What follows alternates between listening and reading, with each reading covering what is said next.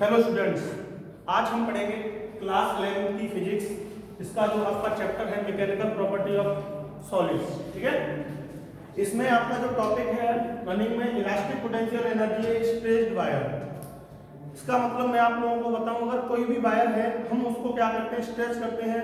तो जो स्ट्रेच होने के बाद उसकी लेंथ इंक्रीज होती है ना, उसकी आपको पोटेंशियल एनर्जी फाइंड करनी है। ठीक है, तो जैसे मैं आप लोगों को इसका बताता हूं, देखो इधर देखो आप लोग।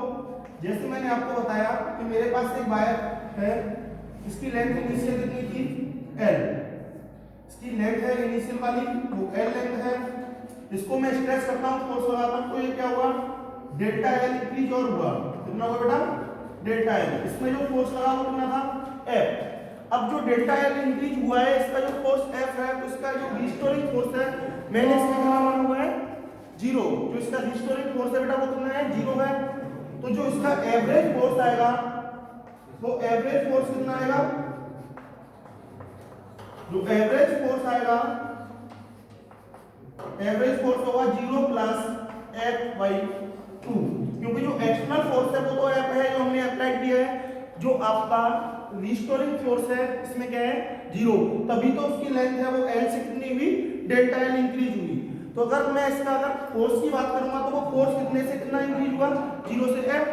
भाई फोर्स तो कितना हुआ, 0 से F हुआ। तो उसका एवरेज फोर्स आएगा वो कितना आएगा, 0 प्लस F/2। ठीक है, अगर मैं इसमें और डिस्प्लेसमेंट कितना हुआ, वो कितना फोर्स लगाने के बाद देखना है कितना, F/2। और डिस्प्लेस कितना हुआ ये, या अगर डिस्टेंस कितनी थी इसमें, वो डिस्टेंस देखनी है, डिस्प्लेसमेंट वो हुआ डेल्टा L। अगर मैं इसमें वर्क डन की बात करता हूं बेटा, तो जो वर्क डन आएगा बेटा, वर्क डन क्या होता है, फोर्स इनटू डिस्प्लेसमेंट।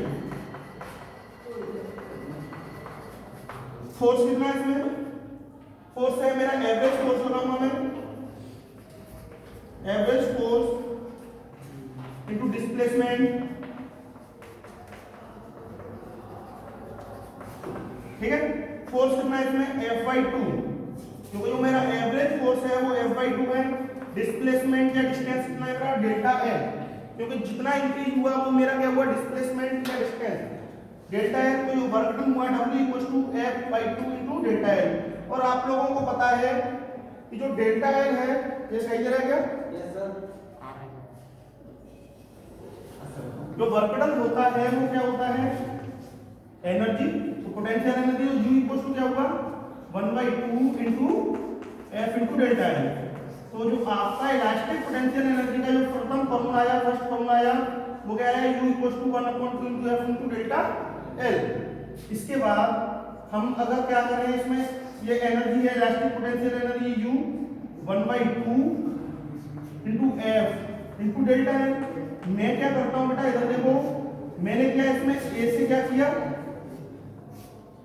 डिवाइड, इधर L से डिवाइड किया, तो इधर मुझे मल्टीप्लाई भी तो करना पड़ेगा ना, A × L। तो U = कितना हुआ, 1/2 × F/L × डेल्टा L/L × Al। आप इसको भी फॉर्मूला बता सकते हो, क्योंकि अगर मैं कहूं इसको अगर देखा जाए तो हम इसको ये लिख सकते हैं ना, क्या लिख सकते हैं, 1/2। आपको पता है F/A क्या होता है, स्ट्रेस। क्या होता है, स्ट्रेस इनटू डेल्टा L/A क्या होता है, स्ट्रेन इनटू A × L क्या होगा, area into length. Area into length, area into length का मतलब वॉल्यूम। ठीक है, तो मेरा जो फॉर्मूला बनेगा वो ये भी तो बन सकता है ना, कि elastic potential energy equals to 1/2 into stress into strain into volume. कोई प्रॉब्लम यहां तक। नेक्स्ट अगर बात करते हैं हम लोग,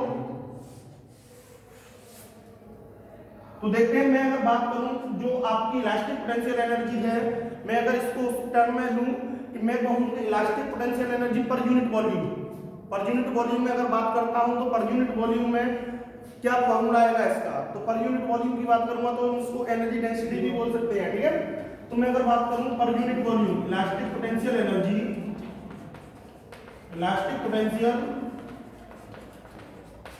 एनर्जी पर यूनिट वॉल्यूम, याद रखना बेटा इसको, पर यूनिट, दिखाई दे रहा है क्या? तो अगर मैं पर यूनिट वॉल्यूम की बात करूंगा तो small you, capital you upon volume, ये वाला फॉर्मूला पर यूनिट वॉल्यूम के भी लगा सकते हो, ठीक है? तो U इक्वल टू, अभी ये वाला कितना निकला था अभी, U equal to 1/2 into stress strain into volume upon volume, volume से वॉल्यूम गया, क्या बचा 1/2 स्ट्रेस इंटू स्ट्रेन। तो आपका एक और फॉर्मूला ये निकल के आया, कितना आया कि elastic potential energy per unit time equal होता है 1/2 into stress into strain. Okay, stress क्या होता है? स्ट्रेस होता है फोर्स अपॉन एरिया, ठीक है? स्ट्रेन क्या होता है? Original dimension upon, sorry, increase या चेंजिंग डायमेंशन, आप ऐसे बोल सकते हो स्ट्रेन का formula changing dimension upon original dimension. Okay, तो आप इसको नोट कीजिए स्टूडेंट्स। Yes sir.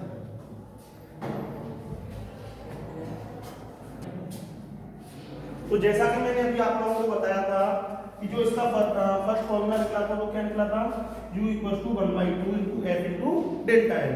एफ यहाँ पर क्या है? फोर्स है, एक्सटर्नल फोर्स है जो अप्लाइड किया गया है।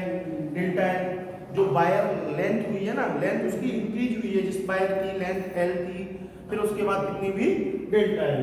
तो जो फर्स्ट फॉर्मूला आप इसको भी कर सकते हो, अगर कहीं पर अगर आपको क्वेश्चन में दिख रहा है फोर्स दे अप्लाइड करने के लिए, ठीक है, अप्लाइड फोर्स दे और उसकी इंक्रीज लेंथ दे, तो आप कौन सा फॉर्मूला अप्लाई करोगे? U equal to 1/2 into F into delta L. जाहिर सी बात है आप लोगों को ये बात समझ में आई होगी। नेक्स्ट सेकंड वाला जो क्वेश्चन है, सॉरी सेकंड वाला जो फॉर्मूला आपका निकला था वो कितना निकला था? U equal to 1/2 F upon A into delta L upon L into A into L, ठीक है? आप मैं आप लोगों को यहाँ पर सुनो, एफ यहाँ पर फोर्स है, अप्लाइड फोर्स या एक्सटर्नल फोर्स मान लो, स्ट्रेस की याद है वो, ये यहाँ पर एरिया, जिस एरिया पर काम हुआ वो एरिया, डेल्टा एल जो इंक्रीज हुई लेंथ है वो वायर की, एल क्या है यहाँ पर? जो उसकी ओरिजिनल लेंथ है। और अगर मैं आपको इसको देखा जाए तो एफ अपॉन ए क्या होता है? स्ट्रेस। तो स्ट्रेस मैंने यहाँ पे लिख दिया F upon A and delta L upon L क्या होगा? स्ट्रेन, तो स्ट्रेन और ए इंटू एल। अब कभी आप लोगों ने देखा होगा एरिया इंटू लेंथ की बात करता है तो वो वॉल्यूम हो जाता है। ओके, अगर मैं यहाँ बात करूँ आप लोगों को, अगर यूनिट की बात करूँ तो यूनिट क्या होगी? स्ट्रेस की। स्ट्रेस की यूनिट आप लोगों को पहले, आप इस चैप्टर में पहले ही आपको बता दिया गया होगा कि स्ट्रेस की यूनिट होगी वो क्या होगी? न्यूटन अपॉन मीटर स्क्वायर, ठीक है? और अगर स्ट्रेन की बात करें तो स्ट्रेन की यूनिट होगी, क्या होगी? स्ट्रेन की यूनिट, स्ट्रेन की यूनिट कुछ नहीं होगी, स्ट्रेन क्या होता है? यूनिट लेस होता है। और वॉल्यूम की यूनिट क्या होती है? मीटर की, ठीक है? इसके बाद आती है बात elastic potential energy per unit volume. Elastic potential energy per unit volume की बात करेगा तो U equal to U upon volume, U। अब U क्या है? ये U क्या है? Elastic potential energy. वो कहां से निकली? मैंने ये वाला ले लिया फॉर्मूला, आप लोग शांत हो जाओ। 1/2 into stress into strain into volume, 1/2 into stress into strain into volume. मैं वॉल्यूम से वॉल्यूम को कट कर दिया, U इतना निकला 1/2 इंटू स्ट्रेस इंटू स्ट्रेन। ये आप लोगों को यहाँ तक समझ में आता है। इसके बाद अगर बात करूं मैंने अगर बात की, मैं अभी आप लोगों को स्ट्रेस और स्ट्रेन की आपको क्या बताऊं, अभी यूनिट के बारे में चर्चा करेंगे। ओके, आप इसको नोट कर लिया वो आप लोगों ने इसको। अब मैं बात करता हूं नेक्स्ट, जो इसका एक और फॉर्मूला निकलने वाला है। तो हम हमारे पास कितने फॉर्मूले हुए? फॉर्मूला नंबर 1, फॉर्मूला नंबर 2 कहां गया? ये वाला, या फिर ये वाला आप देखिए, फॉर्मूला नंबर 3, फॉर्मूला नंबर 4। हर एक फॉर्मूले का अपना अलग मीन्स है, ठीक है? तो हम बात करते हैं नेक्स्ट जो फॉर्मूला आएगा उस फॉर्मूले की। इधर देखें,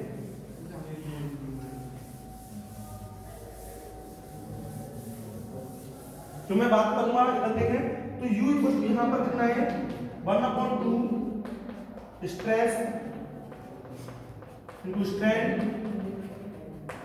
अपॉन, अच्छा मैं क्या करूंगा, अगर आपको पता हो डिवाइड कर दूं, स्ट्रेंथ से ही क्या कर दूं, मल्टीप्लाई इसमें।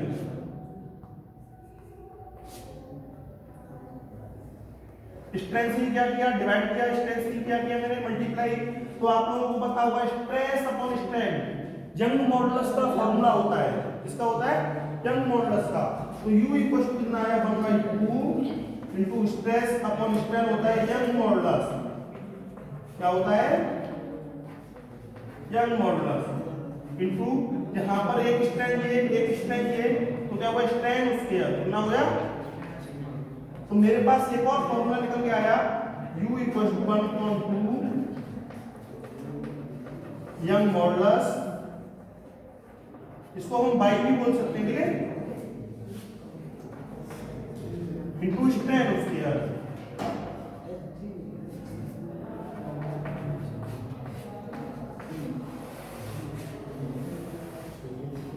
Strain square. अभी आप टेंशन ना लें, मैं सभी फॉर्मूलों को एक स्टैंडर्ड रिजल्ट में बताऊंगा और आप लोगों को इनकी यूनिट की भी बात करूंगा। और आप लोगों को एक बात समझ में आनी चाहिए कि जो यूनिट होती है किसी एनर्जी की हो, वर्क डन की हो, इन सभी की जो ऐसा यूनिट होती है वो जूल होती है, ठीक है। तो आप इसको नोट कीजिए स्टूडेंट, इसको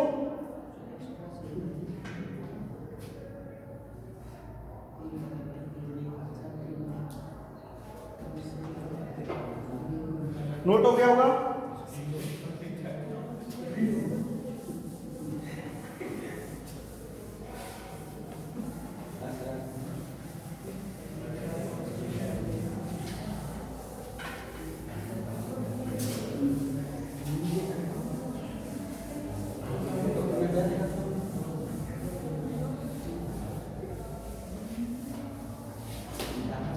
यूनिट की बात करता हूं, सबसे पहले मैं यूनिट की बात करता हूं।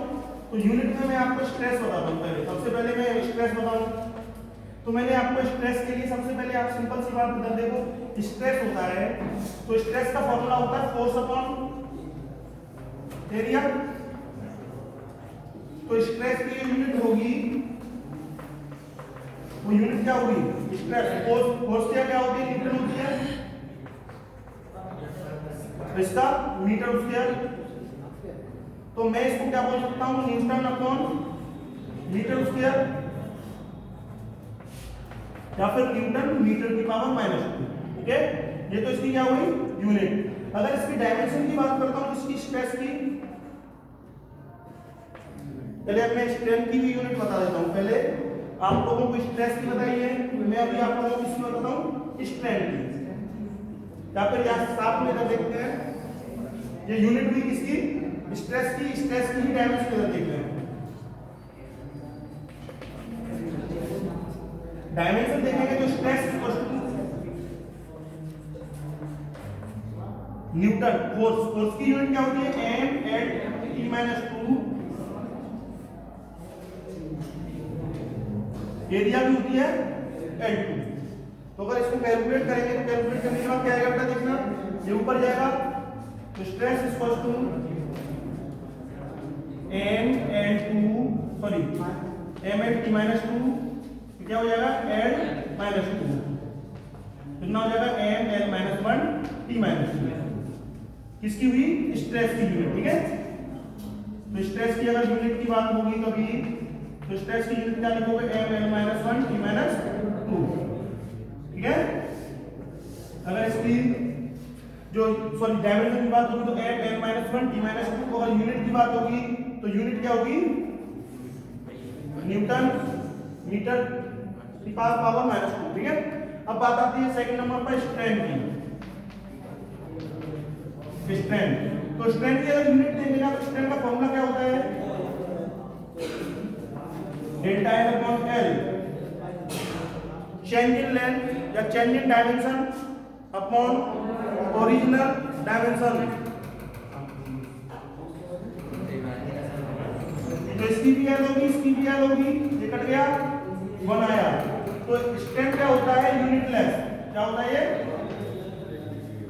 यूनिटलेस। ओके, इसके बाद मैंने उपफ्लो पढ़ाया था। उपफ्लो कहता है, उपफ्लो क्या होता है, stress is directly proportional to strain. आप लोग नोट कीजिए पर इसको।